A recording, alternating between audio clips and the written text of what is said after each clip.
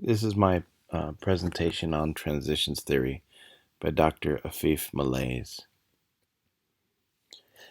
She graduated, her educational background, she graduated magna cum laude from the University of Alexandria in Egypt in 1961. She received her MS in nursing in 1964, her MA in sociology in 66, and her PhD in medical and social psychology in 68 in UCLA. She did work at UCLA for almost 30 years, both Los Angeles and San Francisco campus. And then she went over to the University of Pennsylvania, where she was the dean for a little bit, and now she just is a professor teaching nursing and sociology at UPenn.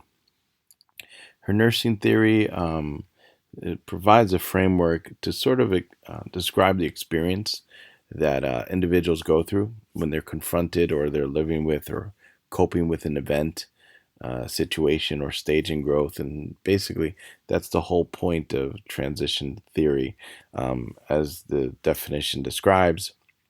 It's basically transition is a passage from one life phase, condition, or status to another. And it's used to develop strategies and interventions to help facilitate through these transitions. And this is basically her theory right here. You would see it sort of go from left to right and then down to the interventions. Um, but a transition theory, it always starts off with a change or a trigger that would happen. A developmental change or trigger would sort of be your life phase when you're going, let's say, from adolescence to adult, or menopause, or you become a mother, father, or married or divorced. A situational trigger would be more like an admission to the hospital or even a discharge from the hospital.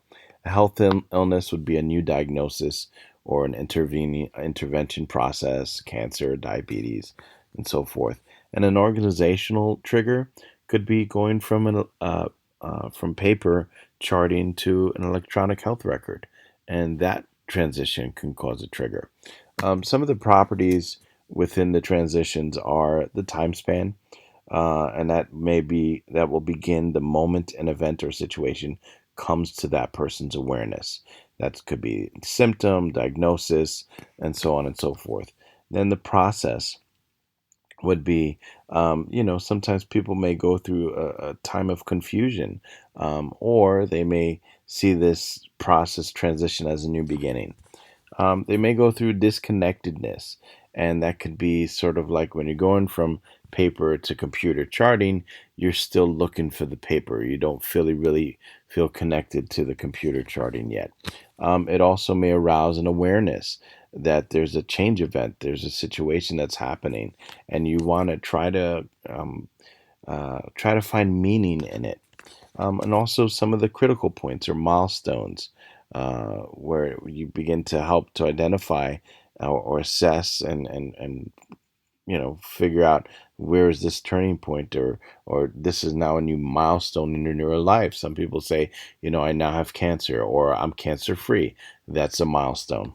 Some of the conditions, um, uh, is just the process that these patterns may go through, and personal conditions are where you're finding meaning and value to the change, the level of planning and existing health, or even your well-being as a person. Some of your conditions can be influenced by your community, your support mechanisms, your partners, your role models, your resources.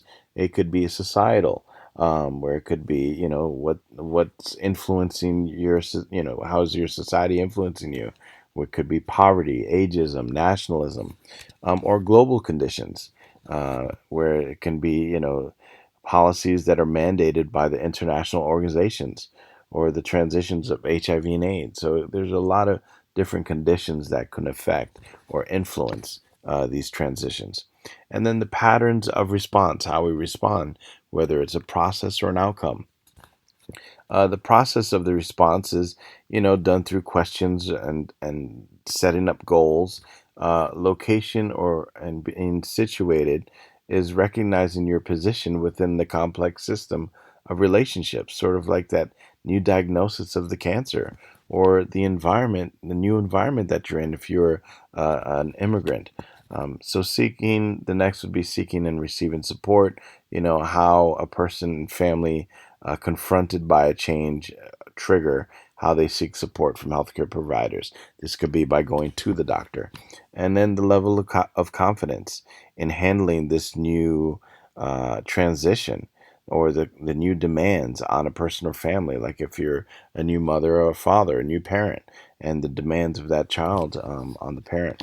And then you have the outcomes, which are like sort of your results. You eventually get to role mastery, where you're being able to identify with confidence. Role mastery might be that new parent who now feels comfortable taking the child home, that they'll be okay in managing the child.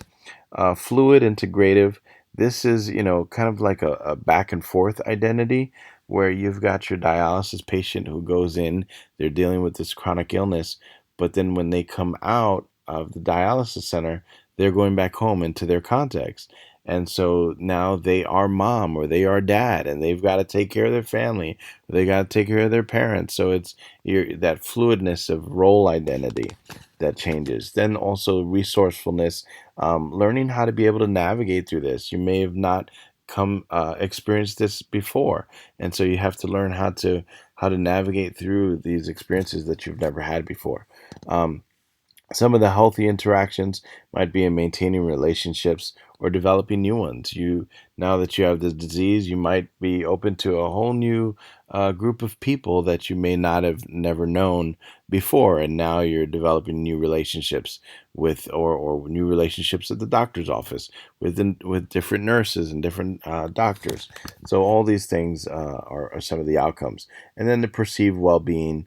The goal of the support healthy process behaviors, when you're now clarifying meaning, setting goals, and providing resources. And then you've got your last part, which is your interventions. They can be therapeutic or they can be preventative, and they may flow into the patterns of response, or they may, go right back to the triggers. And some of the clarifying roles and competencies and meanings in the intervention is when you begin to sort of find meaning in what you're going through, or you begin to sort of clarify your role or develop a competency. Like, let's say for diabetes, you just got diagnosed with diabetes, and now you've got to learn how to test your blood sugar. Or you're a new parent, you've got to learn to feed your baby and watch your baby. Another intervention would be identifying milestones. When your healing progressed and you're getting better, or maybe it didn't and you relapsed. So those are milestones, identity milestones. And then mobilizing support, where you may identify a nurse as a go-to person. You may observe patients who may have gone through a similar experience. And then you've got here in the article, one of the articles that were read, that I read, was on the patterns of response of parents whose children were diagnosed with cancer. So this was a transition that they went through. So in this article, they use Meleis' transition theory in preparing the parents on how to deal with, listening to them, what they're struggling with and the transitions that they're going through, and how to manage taking care of a child with cancer, as that's a new transition. But the article also focused on how the nursing staff, can educate the families. What are some tools that they can use to help them get through this transitional phase that they're going through now with their child being diagnosed with cancer?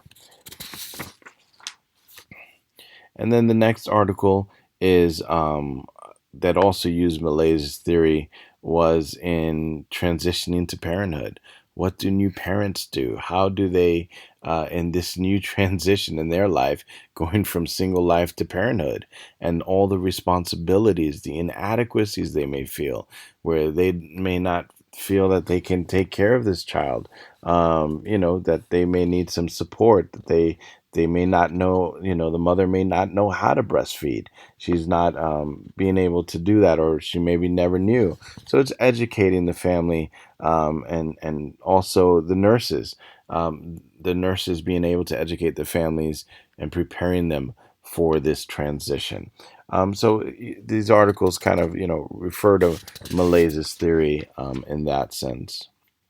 Some of the strengths are that it's sort of clear and easy to understand. The theory it makes the connection between theory and practice kind of simple, not too hard of a jump. The display is pretty simple when you look through the diagram. And the other thing about the strength for this is that it can be in many different contexts or cultures. You can apply this. So you can apply this. I saw one for ICU patients transferring out of the ICU and that transition. And then you've got in other countries them educating their population. One was postpartum women in depression, and how to help them through that transition. So a lot of those things they go through. Application to practice are, patients going through.